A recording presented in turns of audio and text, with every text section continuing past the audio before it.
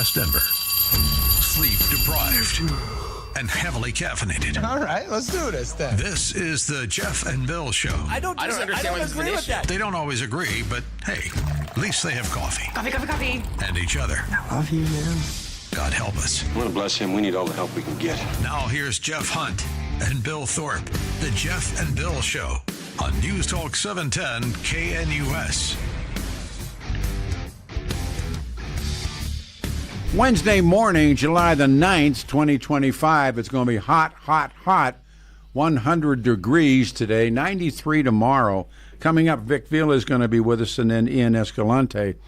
I played this. Well, why don't we start by hitting the magic twanger and bringing in the one, the only, bring in the Olson report, and then we can begin again. So why don't we start that? Adam, if you would, hit the button. Blake Olson. Blake Olson, news and comment.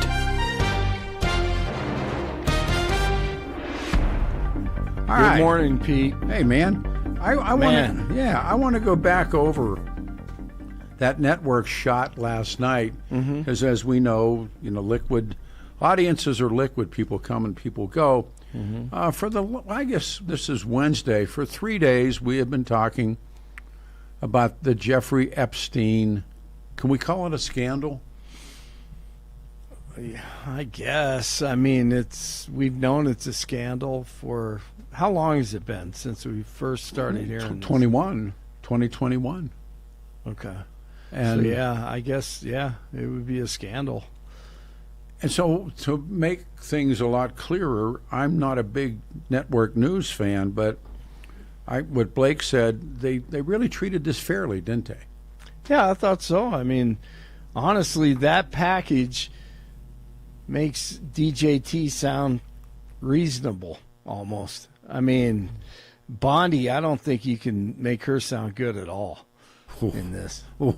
I think they're calling for her scalp at this point. Yes. This morning it's even more heated. So without further ado, Adam downloaded this off the web. But I thought this was so well done. Ladies and gentlemen, boys and girls, let's listen. President Trump not happy getting a Jeffrey Epstein question at the White House today. And are people still talking about this guy, this creep? On Monday, the DOJ released this video of Epstein's federal jail cell the night the disgraced financier died. But the time code jumps just before midnight. Attorney General Pam Bondi explaining. And what we learned from Bureau of Prisons was every night the video is reset, and every night should have the same minute missing. Together with the video, the DOJ issued an undated and unsigned memo confirming Epstein died by suicide and that he did not have a client list to traffic underage girls. The statement and the video triggering backlash from normally loyal Trump allies. Right-wing influencer Laura Loomer wants Bondi fired. Alex Jones saying no one is buying this. The DOJ is attempting to debunk conspiracy theories that have swirled since Epstein's death in 2019, spread in part by some administration officials, including now Deputy FBI Director Dan Bongino. That apparently 170 plus people on his client list may be outed in the coming days. In February, Bondi was asked on Fox News about a possible client list. It's sitting on my desk right now to review. That's been a directive by President Trump. Bondi responding to that appearance today. And my response was, it's sitting on my desk to be reviewed, meaning the file along with the JFK, MLK files as well. Helping fuel the backlash, Elon Musk. In June, he alleged President Trump was named in the Epstein files, later deleting the post. The president has repeatedly denied any wrongdoing. Tonight, Musk hammering the administration, questioning how it can be trusted. For now, it seems an attempt to put the conspiracies to rest is having the opposite effect. Stephanie Gosk, NBC News. All right, Blake Olson, Peter Boyles. First of all, I thought that was really, you called it correctly, a package. I thought that was really good and well said. Yeah. I don't know why. She was thankfully, she talked the majority of the package. Yeah. Because they hung themselves. Oh, when they spoke.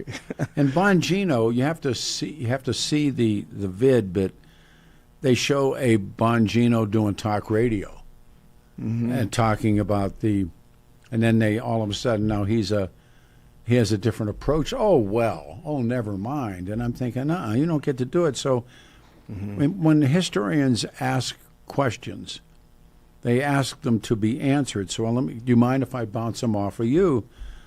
First of all, do you believe there's a cover-up? Well, I would have to think yes, of course. All right. Some form or another.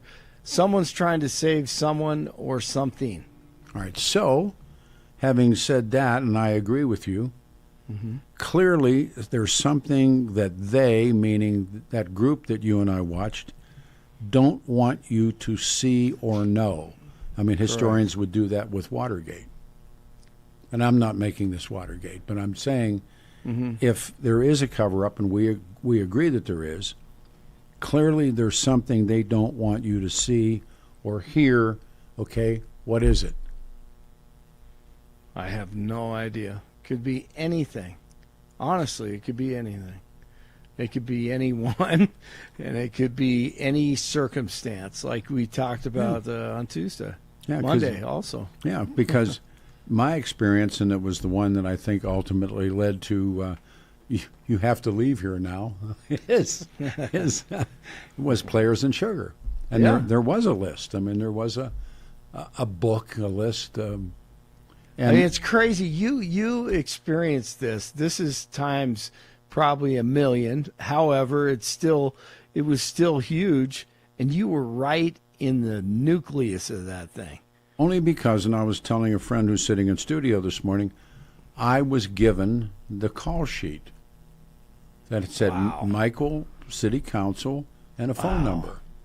Golly. And that election was a mail-in. And so by the time we got that bootleg to us, and I called, and the voice said, "Hi, it's Mike," the mail-in had already happened. Incredible. And so it was a sheet of paper. Is that how you received it? Or? Yeah, it was over the transom, as they say. And then I got a phone call. I didn't get it. The sheik got it, and it was from Scotty Ewing, who owned the Players and Sugar. Amazing. And he said he wanted to meet me. He wanted me to talk. I know this sounds like James Bond, but he said. He said, "I want you." He said, I forget the time. It was like 3 o'clock in the afternoon. And he said, at the corner of like 16th and Grant on the southwest corner, there'll be a tall woman standing there. I'm not making this up. A tall blonde standing there, and put her in your car. And I did, and we went to his house. Wow. And he was wearing the Irish Rolex. He couldn't leave. And I sat on the couch and talked to him for a couple of hours, and he told me how they got onto it. And he said his girlfriend at the time, who was running the women, and he said they were lying in bed together on a Saturday morning, and a Michael Hancock for mayor ad came on TV. And she said, "Scotty, he's one of ours." Oh, my goodness. And at the time, remember they were doing, and it really angered me, and Julie Hayden and I got involved in it. They were doing John's TV. Remember that? Yes. And they would take these poor schlubs that, Friday night, 6, 7 beers in them, and they'd buy a bait cop. And I remember one guy, he was a roofer. They took his ladders and his truck, and they made phone calls and called his boss, and I think they called his old lady. Then they would show these guys on TV. Remember that? Yes, I do. And there was, and I thought to myself, this is all wrong. The people who are enforcing that law are getting away with this. So it started. And, and it was the same thing. Yep. Because they were afraid. I mean, nobody wants their name connected with this. Right. And so is this the same thing now? Yeah, I mean. Oh yeah. I mean the Denver newspapers, the Channel 9, everybody went in the tank on this. They were afraid of the story. Schmucko, hey, let's do this. And we paid for it. We paid for it. Man, yeah. You went out on the limb there. Wow. Well, were you frightened? No. No, I thought I was on to something. Well, you were. Yeah, well, and I ended up working here, so. Are you ready to do the news? I'm ready to do it. Right, See, sir. you wouldn't get to hear this newscast. That's right. I mean, come on. It's all yours. It's all meant to be. Another beautiful one in Denver, 61 and sunny right now. Expecting a high of 100 today. A heat advisory today, by the way. Plenty of water. Stay cool. News is presented by International Fellowship of Christians and Jews. Now is the time to stand with Israel. Call 800-301-1188. That's 800-301-1188. Or go to 710knus.com and click on the big red Stand with Israel banner at the top of the page. Our top story. Hugged and talked for probably an hour about that, but then there was another, the grandpa was there looking for his granddaughter as well. There was a dad there of one of the counselors. The counselor was alive, but she was dealing with the fact that she had hung on to some of these girls. Homeland Security Secretary Kristi Noem, once again, the death toll from the horrific flooding in Texas stands at over 100. Around 110 right now at this hour, with more than 160 individuals still missing. And was trying to keep them out of the floodwaters and had gotten hit by something and had lost two of the girls and wasn't able to hang on to them. And the rescue, the search mission continues with a group from Colorado as well down there. Great people from all around the country and Texas doing the hard work and lifting right now. Former CIA Director John Brennan and former FBI Director James Comey are now under criminal investigation, according to Fox News. They're under investigation for creating the Trump-Russia hoax and orchestrating all of those lies. Tuesday at the cabinet meeting, as Peter and I were just discussing, of course, if you just woke up, the presser, DJT, answering the Epstein question. That is unbelievable. Do you want to waste the time, and do you feel like answering? I don't mind answering. I mean, I can't believe you're asking a question on Epstein. So he gives Pam Bondi an out, but she talks anyway. Not a good decision. Also, to the tens of thousands of video, they turned out to be child porn downloaded by that disgusting Jeffrey Epstein. Child porn is what they were. Never going to be released, never going to see the light of day. To him being an agent, I have no knowledge about that. We can get back to you on that. And the minute missing from the video, we released the video showing definitively the video was not conclusive, but the evidence prior to it was showing he committed suicide. And what was on that, there was a minute that was off the counter. And what we learned from Bureau of Prisons was every year, every night, they redo that video. It's old, from like 1999. So every night the video is reset, and every night should have the same minute missing. So we're looking for that video to release that as well, showing that a minute is missing every night. And that's it on Epstein. She got defensive, didn't work out well, and we all know Epstein is a disgusting pedo. But to me, the best answer on all this came from Matt Gaetz months ago on Benny Johnson. 99% on Epstein, Bill Barr is the one that needs to be called in to give sworn testimony on what happened there at Bureau of Prisons, because that is not that. There's just no way that the story you're getting is the real story there. No freaking way, and Bill Barr knows it. I actually think I actually think that on Epstein, it was a foreign government that took him out. I don't think it was a domestic enterprise. I do. I'm not going to say which one, but I don't think it was domestic inspired to take out of him. I think that was a foreign operation. We'll hear more on that next hour. Investors watching closely today as the Fed releases minutes from its May meeting, offering insight into possible interest rate cuts ahead. Too-late Jerome Powell continues to hear it from DJT about lowering rates. Passengers can once again, well, you can keep your shoes on at the airport going through security. The decision was confirmed on Tuesday and ends a nearly 2-decade-old rule. Homeland Security Secretary Kristi Noem once again says the change is nationwide and takes effect immediately as you get ready to head out to DIA this morning. DPD still looking for that black SUV connected to the deadly weekend hit and run. They're looking for the 2016 Toyota 4Runner, Colorado license plate ARFH65. It also has a passenger side damage and a CU sticker on the back window. 59 in Lone Tree, 58 in Westminster, 61 in Denver, and Pete the Great continues for Jeff and Billy this week. His show continues in the, in the 7 o'clock hour. Blake Olson, News Talk 710 KNUS. Your day well, the forecast for the Denver metro area calls for a warm start to a hot day this Wednesday. Early morning temperatures well in the 60s. Wednesday, July the 9th, 2025. And the weather Wednesday, it's 100 degrees and 93 on Thursday. With us now, and we've talked about this, I mentioned that I knew a guy that was approached, and his name is Mike Connor. And Mike, welcome to the show. And we've been here together before. And you were approached by those two.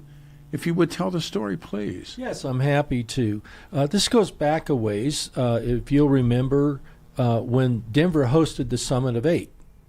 Yes. And they had Clinton here and all the world leaders and everything. Well, it just so happened that Jeffrey Epstein and Ghislaine Maxwell came to Denver, obviously to meet people and do their thing with politicians and financiers and all that.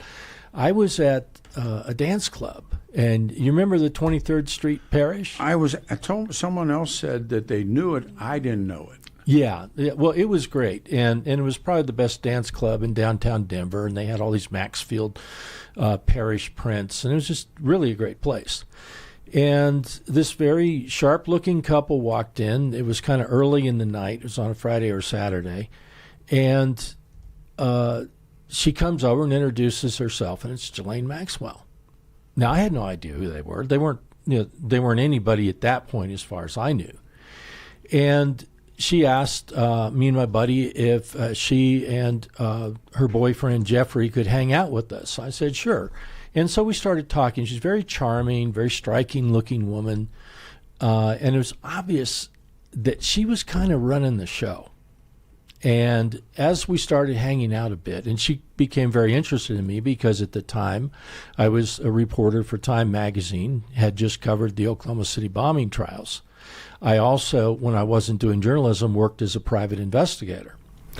And she started talking about how her dad owned British tabloids, and she wanted, that's right. Yeah, she wanted me to go to work for him, and I'm sitting there thinking, why in the world would I want to work for a British tabloid? And they just came out of nowhere on you. They just came out of nowhere, and they latched on to me and my buddy, and they wanted to hang out for the evening. And I was fine with it for a while, but it became obvious that these two are really weird people. I mean, she's, And what would set the time again? What year is this? This would be 1997. Okay. And so they're just strange people. The way they come across. First, she comes across, she's kind of upper crust British. She's a very striking woman. Yeah, she's somebody you'd want to talk to if she came up and talked to you. Right. And Jeffrey was looking for various things to fund, and so he was this big financier, and they kept bragging about... Was he a big guy? No, I think he was a little taller than me, maybe about 6 feet tall. All right. And thin, and they were a striking couple. And then my buddy who was with me had owned a modeling agency, and as soon as he had told her that, she's like, "Oh, you got to help me find girls for Jeffrey." That quick. I mean, this was like trailer park trash. I mean, people in the trailer park trash would be embarrassed by the manner in which she's going at it. But she's got this classy British accent, and I go, "Well, there are no girls. This is a dance club." Is it a 18-year-old plus or 21 plus? 21 plus. Okay. I go, "There's no girls here. Why are you here looking for girls?" And she goes, "Well, maybe some of these girls here have younger sisters." No. Yeah. So this is how she's trolling for him. She's trolling for him in Denver, Colorado. And Mike, he's standing there. Yeah. And he's just watching. He's not involved. Oh, he's definitely involved because the purpose of the girls was for him. I mean, was he involved in the conversation? Oh, yeah. Oh, yeah. All right. Yeah, and he and I talked back and forth, and she was looking around, and she would leave the conversation. Jeffrey and I would talk, and he'd talk about all the stuff that he's funding, and they're just bragging. And, well, we flew in on a private jet, and my buddy who's with me, his grandparents are billionaires, so somebody flying in on a private jet didn't mean a thing to him, to my friend. But they come across in a way that, and this is part of what I want to say, Peter, is that you can't be around these people and not know what they're about and that they're just absolute scum. What were they doing in Denver? It was the Summit of 8. And so they were in there. Right. This is an opportunity for them to mingle with important people. Well, that was important people. Yeah. Well, and for some reason she latched on to me thinking that I would somehow. Why do you think they zeroed on you? Well, there weren't that many people there. So okay. she spotted me. It was early in the evening, but she liked me, and she was trying to recruit me to go to work for her father. And she was trying to get my buddy, and he's like, "I run a legitimate modeling agency. There's no way I would give you the names of any of my models." Can we talk? Can we use your friend's name? No. All right. And actually, my friend. He's someone who, through AA. Okay. I'll tell you off the air who it was. Okay. But he was not about to assist her. I wasn't. He got disgusted. But maybe this works in New York. Maybe it works in D.C., but doesn't. It worked in Miami. It didn't work in Denver because, people here. But you weren't the connect. I mean, if you. Well, yeah, but what I'm saying is that. Do you? I mean, all the bragging. I'm a New York financier. Yeah, but you didn't go for it. But do you think people went for it in Denver? No. I think people here see through that kind of stuff. If you come in here and you keep dropping the fact that you flew in on your own private jet, I don't think that lands in Denver the way it lands in L.A. or New York or D.C. The people here are not impressed by people being very ostentatious with their wealth like they are, I think, in the East and West Coast. That's just my observation. So they come to you, and again, 303-696-1971, we'll get the calls in. This is Mike Connor. You were approached by them. Yeah. Wow. They were so obvious. What do you make of what they were doing? Well, he ran some kind of a hedge fund or something, is what he said. So it would make sense. Here's the economic summit of the world, so of course he would want to be here. Indeed. The story gets weirder because in walks Yuval Noah Harari. Don't know who that is. Okay. Well, he later on became the main person in the world behind transhumanism. He works for the World Economic Forum. And he's a college professor who writes these books about transhumanism, and he's a really bad guy. A bad guy. His vision of the world is disgusting, in my view. I don't think we need to ascend beyond being human beings. That's what we are. We're human beings. We live on this planet. This is our experience. We don't need to alter our bodies and do all these weird things that and he was with them. He was with them. He was young, and he comes up he walks in and he shakes my hand and he says, "My name is Yuval Noah Harari." As if you were to know. As if I was to know. And he goes, "I will say it again so that you get it right. Wow. Yuval Noah Harari." And he says, "I will be the most important person you ever meet." Oh, and he's with the Epstein. He's with Epstein, and she's telling me he is the future. He is like this greatest guy, and he's going to be a world-renowned authority, which is true. And I just laughed. I mean, this is this little guy. And you're in a dance club. Yeah, we're at a dance club. And he's got the body of a 14-year-old. He's maybe 21, 22, just small, underdeveloped, already balding, not an appealing person. And he's just bragging about how he's probably the most intelligent person in the world and how important he's going to be. And he's You're sure he's not working in radio? Yeah. Wow. I'm being told sit still. Let me read just you we're getting tons of texts this morning.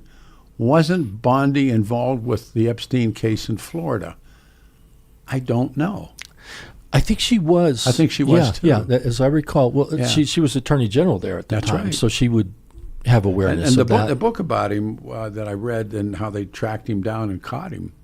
But remember the Victoria's Secret owner gave him a big house in New York for $1. Yeah. You're saying a big house. It's a mansion and it's worth $20-30 million bucks, I think. He gave it to him, for $1. Yeah. Why? Let me ask you this, and then we'll pause and we'll continue with the story. Do you believe there's a cover-up? Oh, yeah. All right, so having said that, then the next question the historians would then ask is, clearly there's something they don't want you to see or know. What is it? It's got to be all of the people that became their clients. Players in sugar. Yeah. Yeah, I don't know what else it could be. Hang on. We'll come back and do this. Mike's with us, 710 KNUS. I'm Peter Boyles. The weather goes 100 degrees, then 93, 95. It just stays hot, hot, hot. Coming up, Ian Escalante will be with us. This is 710 KNUS.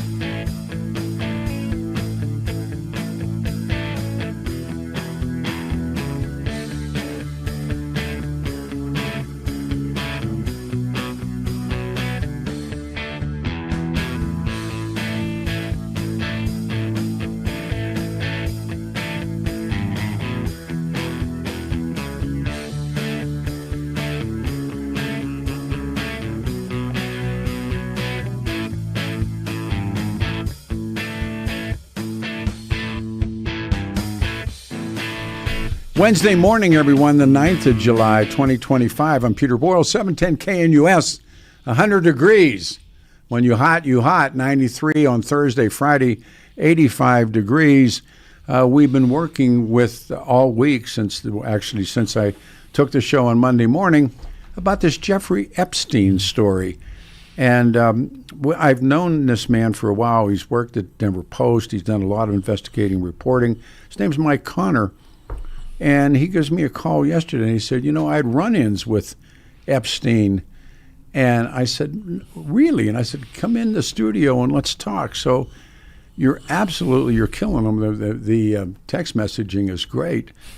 So you meet them, they approach you in a dance club. Yeah.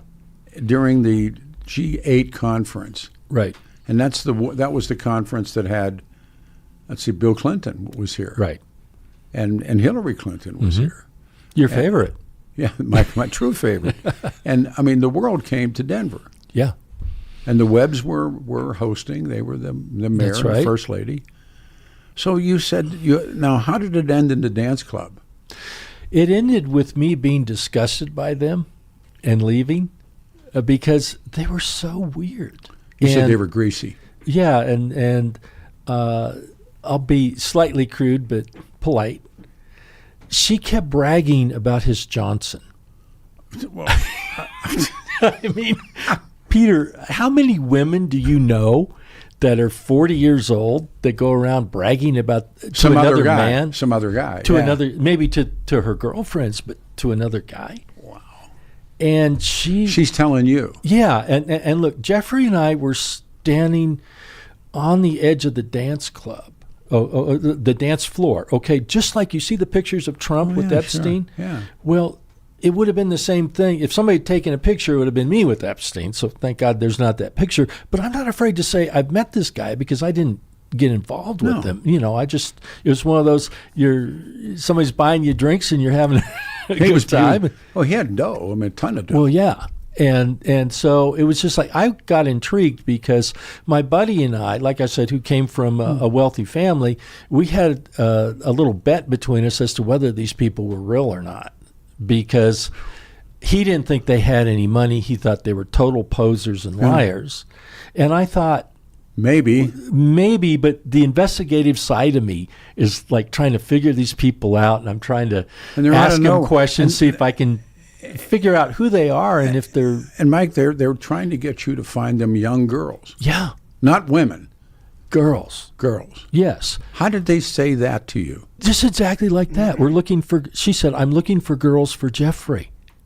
And I'm like... That's what she did. And I said, but you're in love with him. She was all over him. She had her arms around him. And the way she looked at him, she was in love with this guy. Yeah, he was her ticket. Have you ever known a woman that goes out and finds girls for her man? Frankly, no. This is so off the charts crazy. These people are nuts. So then you have a second. Okay, well, let me finish the first. Okay. To finish up the first, I left because she comes over and we're on the edge of the dance floor. It's starting to fill up and all that. And she turns Jeffrey around and me around, and she gets him to show his Johnson. No. Yes. Yeah. Expose himself. In the club to me. Jesus. I hope the listeners are laughing like you and I are. I'll read you a text. Okay. So love hearing you. So informative and unbiased. Yeah, well. Wow. That's when I decided I'd had enough of these two and it was time to leave.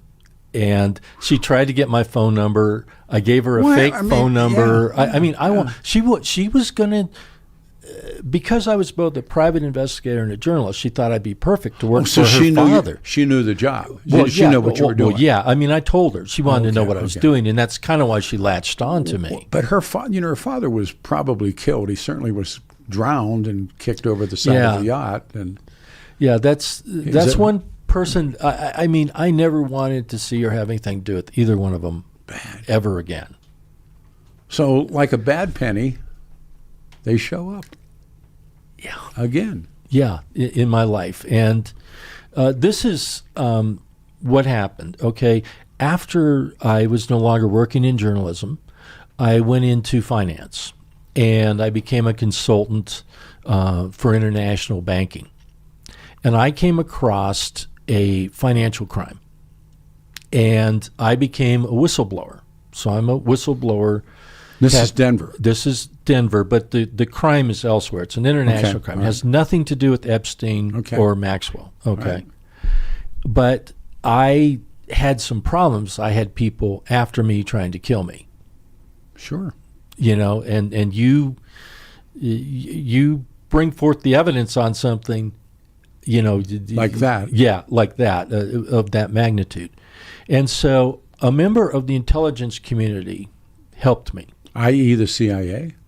They never tell you. Okay. You know, they will never say what they're right. really with, but you probably.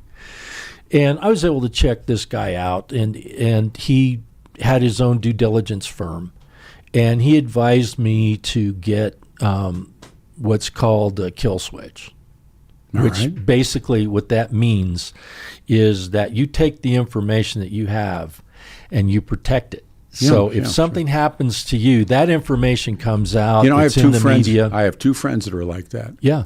If something happens to me, my lawyer gives this to the press. Right. Yeah. Well, I have that. Okay. Peter, I wouldn't be in here talking to you if I didn't have that. No. It was that critical. I have two friends that are sitting on that. Yeah. I mean, I had a couple of years I couldn't leave my house. I couldn't work. I couldn't do anything because I'd done this. Well, the person who advised me also advised Jelaine. No. Wow. Yeah. And so this person met with her, and I can't tell you for sure if it was right before she was arrested or after she was arrested or maybe a little bit before and then after. What's sidebarred all, Dick, our guest is incredible, and he's going to be part of our show. I like him immensely. His name's Mike Connor. If all of this is untrue that was presented in this press conference by the entire Trump lineup, why is she in jail? Why is Maxwell in jail? Well, I'm going to tell you something. She was the brains. Maxwell. Not Epstein. Having spent 3 hours with these two and seeing how they interact, she was running the show the whole evening. Well, the books have all suggested that, and it's that there's a word that begins with P, and she played that role. She recruited, she brought the girls in, she set them up, she got them drinking, she took them upstairs to Jeffrey's bedroom. But it's much bigger than that. She's the one, I think, who set him up and made him a financier. It was her connections through her father, I think, that because Jeffrey was nobody. He was just a school teacher. How did he go from being a school teacher to private school? I think she was the brains. We got a break. So many, the email or the text messages are flying. Let's see. Is this real? This guy saw Jeffrey Epstein Frankenweiner in a club in Denver. The answer is yes. An email. This is, again, you're making a mistake believing this guy. Seriously. No, I do believe you. I do believe you. Well, I'm a person with a track record of credibility. You know, I've worked for some of the top news organizations in the world. People get angry when people hear the truth. This isn't what they want to hear. Well, yeah. And I didn't have to tell the wiener part, but I just think it's kind of I think it's intriguing. Hilarious. It's part of the story, you know. I mean, this story has... I'd tell that person to read about her because she's well known for bragging about that. Well, if you read some of the stuff about her, this is how she's recruiting girls, somehow claiming he's a great lover. Well, remember when they kick into a safe and they find a legitimate Saudi Arabian passport. I was never And he was always accused of being a Mossad agent. He was always accused of being an arms dealer. I mean, and again, the accusations are the accusations, but the island and whatever happened on the island and who went to the island, and that's the stuff. And when they claim that there is no such thing, I take you back. I found this. The internet never sleeps. This is December the 10th, 2021. So it's 5 years ago. Mm-hmm. The address book filled, I'll just read it to you. The address book filled with Jeffrey Epstein's contacts. Now, what are they saying? There's no such book. Here they are, Annie Bernard's the reporter, one of many small blue or black books where witnesses said he kept the name of the girls who gave him massages, as well as, and this is the hopes and fears, the names of not only his victims, but the prominent figures he socialized with, and in some cases accused of introducing to girls these people for sexual pleasures or sexual abuse, actually. So they're saying that these books existed, and now Pam Bondi saying none of this is true. And what I'm saying to you, Peter, is that there's something far more important than his black book. Ghislaine Maxwell lives and breathes. Why are we focused on a black book, whether it exists or not, when the person who actually knows what happened, because she's the one who did it with him, yes, and very likely knows more about it than him. Oh, well, not only that, why is she in jail if nothing was wrong? Right. Hang on, we're coming back. 710 KNUS Denver's Talk Station. Stay here.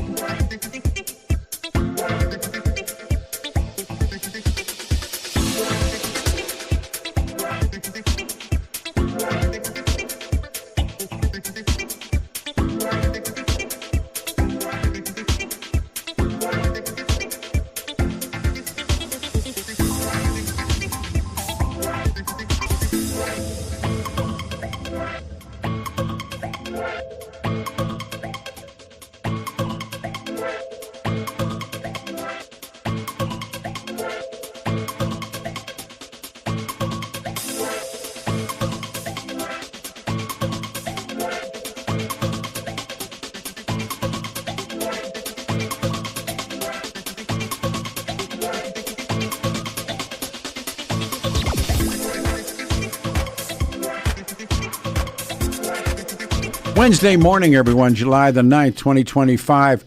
We have about 5 minutes left with, and again, this is amazing, with Mike Connor.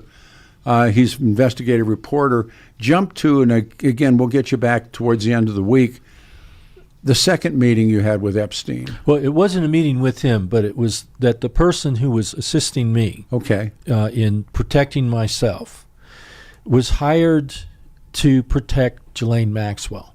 And what this guy did is he met with her every day for like a month and took down every piece of information that she had on everyone. So she knew. Well, yeah, but we're not talking about he had a couple hours of conversation. We're talking about many, it's a month's worth of meeting her every day.